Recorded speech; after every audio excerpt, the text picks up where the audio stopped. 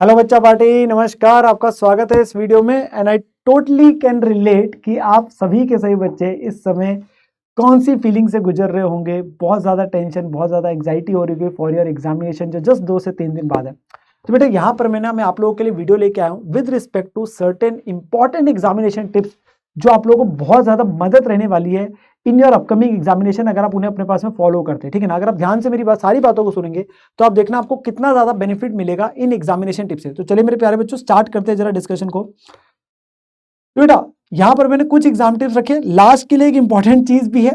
अंत तक सुनेगा, आप लोगों को बहुत ज्यादा इंफॉर्मेशन अपने पास बेटर मिलने वाली है। सबसे पहले बेटा आता है यूटिलाइज द 15 मिनट का reading time, that is the most important thing. बेटा आप लोगों के पास में एग्जामिनेशन पेपर आप लोगों को कब मिल जाएगा? सर 1:45 पे हमारा पेपर स्टार्ट हो जाता है। ठीक है ना।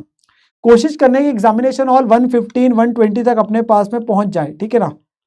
1:15 1:20 तक अपने एग्जामिनेशन हॉल तक पहुंचो, एग्जामिनेशन सेंटर तक। 1:45 आपको पेपर मिलेगा।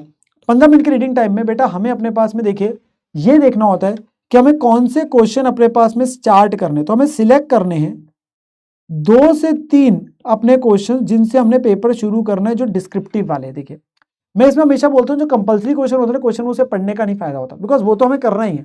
हम जो बाकी चॉइस है ना 5 में से 4 करने, उसमें से हमें देखना कौन से 2 से 3 क्वेश्चन है जो हमें अपने पास में शुरू करने हैं, वो बहुत इंपॉर्टेंट है। ठीक है ना। और जैसे अपने पास 15 मिनट खत्म होंगे और पेपर शुरू होगा तो पहले जो आपने 2-3 क्वेश्चन शुरू के ना सिलेक्ट किए उन्हें अपने पास में स्टार्ट करना है। वहां से अपने पास सीधा फिर केस स्टडी वाली बुकलेट पे नहीं चले जाना।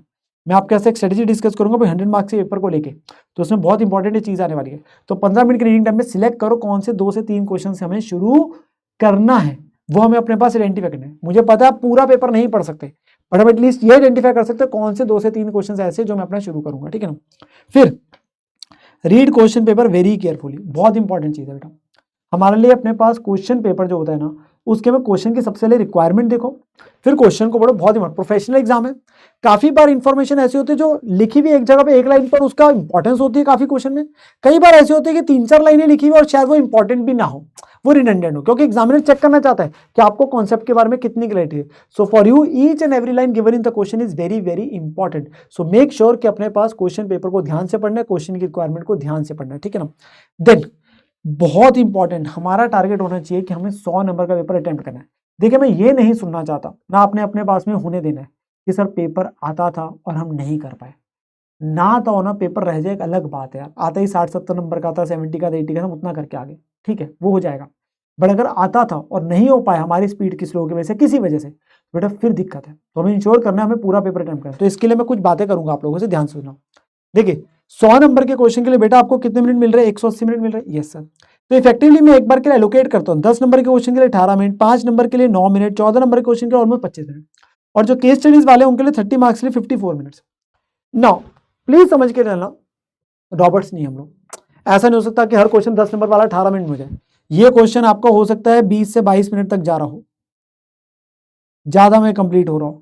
कई बार 5 नंबर का क्वेश्चन होता है बेटा वो 7 से 8 मिनट में भी कंप्लीट हो जाता है, कई बार ऐसा होता है।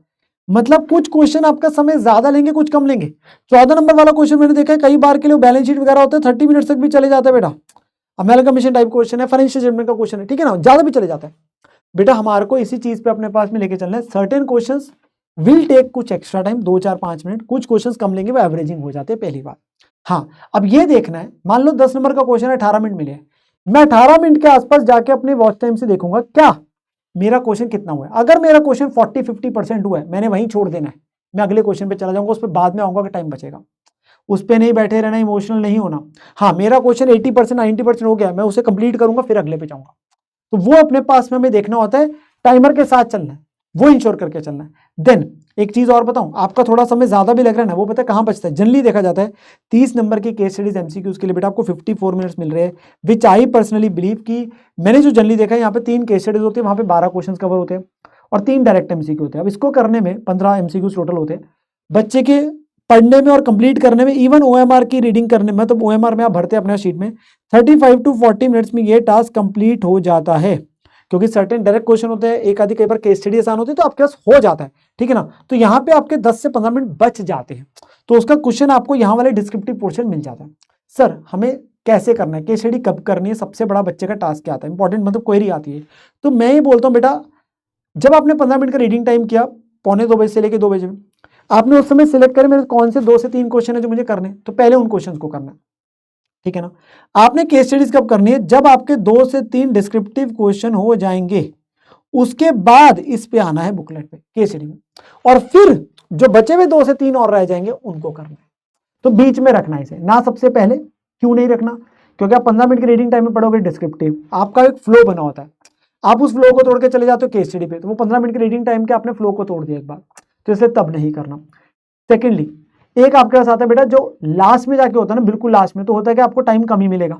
मान लो आपका टाइम बचेगा 25 मिनट 30 मिनट लेट से, जो प्रैक्टिकली नॉर्मल कोर्स में उससे आराम से करोगे ना तो भी हो जाएगा, पर लास्ट में पैनिक हो जाता है, उस केस में आप जल्दबाजी में गलती कर दोगे, क्योंकि ये एक एक एमसीक्यू 2-2 नंबर का, भाई खराब क्यों करना है, शांति से पढ़ने का है ना, तो लास्ट में जाके जल्दबाजी में गलती हो जाती है, तो इसे बीच में रखो एग्जाम में, इसे हमेशा बीच में रखो ताकि आपको बेनिफिट मिल जाएगा, आपका टाइम भी सेव होगा, आपको बचे हुए क्वेश्चंस आपके पास में जो हो जाएंगे वो with in the time frame हो जाए। तो जनरली मैंने देखा है इस स्ट्रेटेजी से आप अपना 100 नंबर का पेपर 180 मिनट में कंप्लीट कर सकते हैं, ठीक है ना। देन हर क्वेश्चन को शुरू करना है बेटा नए पेज से, मेक श्योर नए पेज से शुरू करना है, ठीक है ना। एंड सेंटर में लिखना है सॉल्यूशन 2A 2B जो भी आ रहा है सॉल्यूशन 2, ठीक है ना। सब पार्ट्स हर क्वेश्चन के टुगेदर होने चाहिए, मान लो 3A 3B 2 है, 7-7 नंबर के थे या 8 और 6 का था, तो इकट्ठे होने चाहिए 3A फिर 3B उसके बाद जो है, वैसे अलग हो सकते हैं, जनरली कहा जाता है सब पार्ट्स इकट्ठे ही होने चाहिए, ठीक है ना। हाँ, क्वेश्चन के सीक्वेंस क्या जरूरी है क्वेश्चन 1 से शुरू करना है ऐसा नहीं है, आप कोई भी क्वेश्चन शुरू, आप पहले क्वेश्चन 3 कर लीजिए 4 कर लीजिए, कोई भी कर लीजिए, सब पार्ट्स इकट्ठे होने चाहिए और फ्रेश पेज से करो। प्रॉपर वर्किंग नोट बनाने उसके मार्क्स होते हैं, वर्किंग नोट की टैगिंग भी करो, वर्किंग नोट्स में फॉर्मेट्स नहीं भी होते ना कोई दिक्कत की बात नहीं होती, बट वर्किंग नोट होने चाहिए। सर स्टेप वाइज मार्किंग होती है, प्लीज ध्यान रखना, बहुत इंपॉर्टेंट रोल प्ले करता है, जितना क्वेश्चन आता है ना उतना करके आने का है।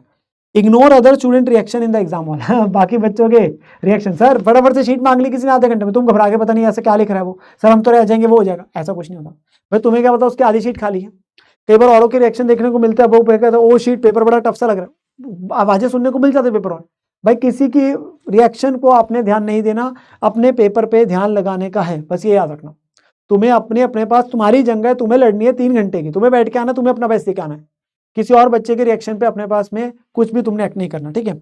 फिर no checking of answer after the exam, ये तो तुम्हें मेरे से कसम खानी है कि सर हम आप कसम खाते हैं कि हम पेपर कंप्लीट होने के बाद कोई भी चेकिंग नहीं करेंगे, प्लीज बहुत इंपॉर्टेंट चीज है, कोई आंसर आके टैली नहीं करना किसी एमसीक्यू का, कोई भी कहीं से भी, कोई टेलीग्राम से कर रहा है, कोई इंस्टा पे अपने पास वाईटी वगैरह पे ढूंढ रहे वीडियोस वगैरह कहां से आंसर एमसीक्यू मिल जाए, नहीं करना। आप लोगों को अपने 3 या 6 पेपर जो भी है ग्रुप 1 ग्रुप 2 आप जैसे भी दे रहे हैं वो कंप्लीट करने के बाद ही, एग्जाम्स के बाद ही अपने पास करने हैं। इंडिविजुअल एग्जाम के बाद बेटा चेकिंग नहीं करनी, अगले एग्जाम पे लग जाना आपके लिए इंपॉर्टेंट है, सारे के सारे पेपर निकालना, ठीक है। तो इंडिविजुअल एग्जाम के बाद नहीं करना, अगले पेपर पे लग जाना। And very important, don't forget to carry, क्या चीज सर सबसे इंपॉर्टेंट क्या चीज, your confidence, your believe that I can do well and I will do well, मैं अपना बेस्ट देके आऊंगा, मैं अपना बेस्ट देखाऊंगा। बेटा प्लीज समझना, पेपर अगर अजीब आया मुश्किल आया वो सारे देश के लिए होगा, 3 घंटे के अंदर आपको अपना बेस्ट देके आना है, बस ये याद रखना, ठीक है ना।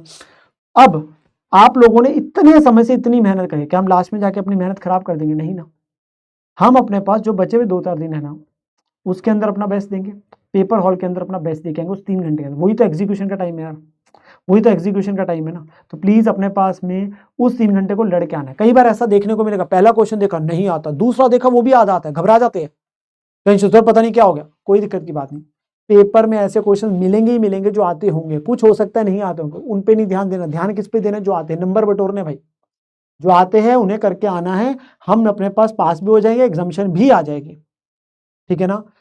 पेपर में चॉइस भी आती है बेटा, आपको पता है क्वेश्चन 1 कंपल्सरी, बाकी 5 में से 4 करने होते हैं, तो वो उस माइंडसेट से जाओ, एक आधा नहीं भी आता होगा कोई दिक्कत की बात नहीं, फिर भी अपने 2 भी नहीं आते होंगे फिर भी 85 तक का अटेम्प्ट कर सकते हैं, प्लीज समझो, ठीक है ना। So make sure utilize 3 hours very properly and give your best in that particular time, ठीक है ना। एंड आप लोगों के लिए वार्म अप सेशन भी मैं आप लोगों के लिए लूंगा एडवांस अकाउंटिंग के लिए सुबह 8 बजे डॉट ऑन 6 जनवरी बेटा, मेक श्योर उसके उससे अटेंड करना, उसका आपको बहुत बेनिफिट मिलेगा। एंड आप लोगों को मुझे कमेंट के अंदर एक बात लिखनी है कि sir yes we are going to give to January 26 exams with full confidence and we are going to clear this exam, हम अपना बेस्ट दे के आएंगे, हम घबराएंगे नहीं, हम डरेंगे नहीं, और हम इस बार जनवरी 26 को क्लियर करके दिखाएंगे, ठीक है ना। मिलते बेटा आप लोगों से 6 जनवरी को सुबह 8 बजे in the warm up session, bye bye.